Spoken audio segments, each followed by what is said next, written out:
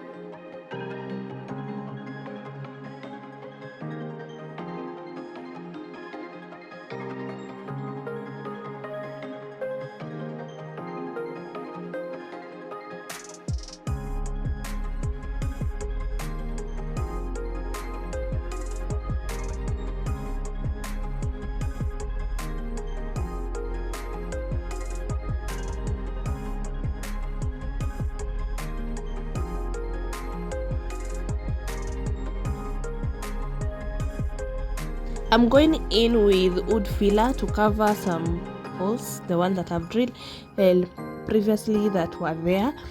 If you're going to use a new MDF board, you definitely have to skip this part.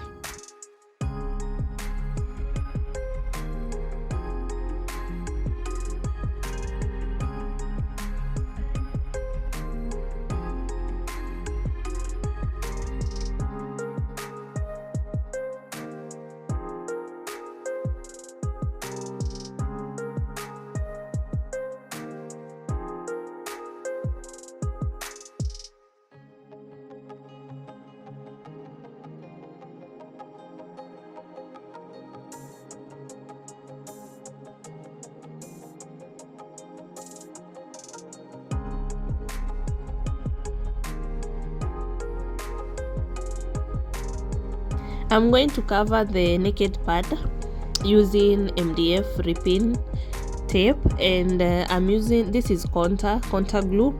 I don't know if you can use any other glue, but contour works very well with MDF board, and that's why I'm going to use that. So I have two colors. I have black and white. The black is going to be on the front and the white is going to cover the sides.